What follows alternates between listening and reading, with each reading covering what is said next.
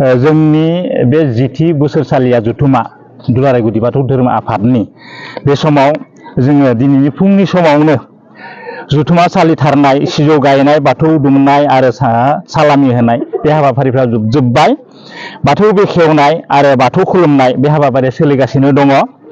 बिनि उनाव जोङो आयदाफारि बादियै गाहाय दरखं बेखेवनाय बे जाहैबाय रुंसारि ससिमहन बसुमतारीमोन।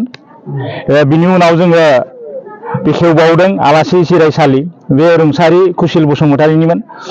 रुंसारि जिनाराम गयारि गोसोखां जामुंसालि बेखेवनाय बे हाबाफारियाबो जोबनानै थांबाय। रुंसारि महित बसुमतारी गोसोखां सायनासालि बेखेवनाय बे हाबाफारियाबो जोबनानै थांबाय। रुंसारि जगेन्द्र बसुमतारी गोसोखां मावसोमबादा बेखेवनाय बे हाबाफारियाबो जोबनानै थांबाय। रुंसारि बिष्टुराम दैमारि गोसोखां थान्दै बेखेवनाय बे हाबाफारियाबो जोबनानै थांबाय। रुंसारि मदाराम बसुमतारी गोसोखां थान्दै नंला बे हाबाफारियाबो जोबनानै थांबाय। रुंसारि सेनिराम बसुमतारी हाथाइसालि बेखेवनाय बे हाबाफारियाबो जोबनानै थांबाय। बिनि उनाव जोङो सयदुवार गहपुर आन्सलिक दुलाराय गुदि बाथौ धोरोम आफादनि खुंगा 32थि बोसोरसालिया जिथुनाखि थान्दै मेल बे हाबाफारियाबो इतिमध्ये जोबनानै थांबाय। आलासि महरै दिनैनि बेलायाव जोङो गाहाय आलासि हिसाबै जोंनिनो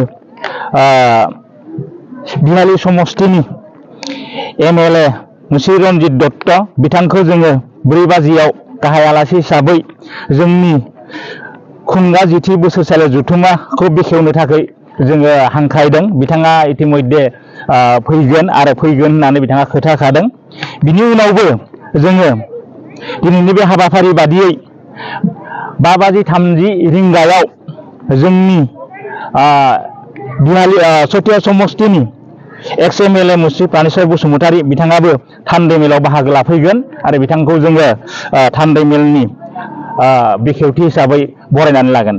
बे हाबाफारिखौ सानबैसेनि थाखाय? बे हाबाफारिखौ जोङो सानथामनि हाबाफारि लानानै गाजा गोमजायै खुंफुंनो जोङो थियारि जादों। दिनै सेथि हाबाफारि, बे सेथि हाबाफारियाव आं सिगाङाव मख'नाय बादिनो जोंनि हाबाफारिफ्रा जोब्बाय। जोङो बिनि उनाव जिथुनाखि हाबाफारि दङ बेखौ फारि फारि मावलांगोन। जोबथारनायाव जोंनाव हारिमु बिलिफां दङ, बे 8 रिंगायाव जागोन। बे 8 रिंगायाव जोङो बेखेवगिरि हिसाबै कातिनाथ बसुमतारी जोंनिनो दुलाराय गुदि बाथौ धोरोम आफादनि सयदर आन्सलिकनि बिथाङा बे हाबाफारिखौ बेखेवनानै होजेनगोन। गेवलां मेलनि गाहाय आलासिनि गेवलां मेलनि गाहाय आलासि बुङोब्ला जोङो गोबाङानो दङ।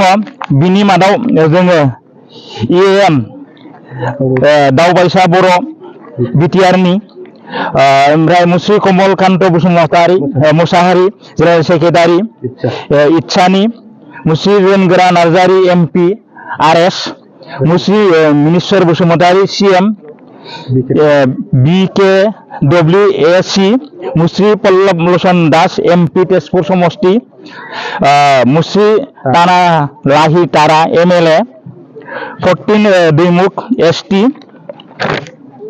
बिनिफ्राय जोंनाव सायख'जानाय बुंथिगिरिबो दङ।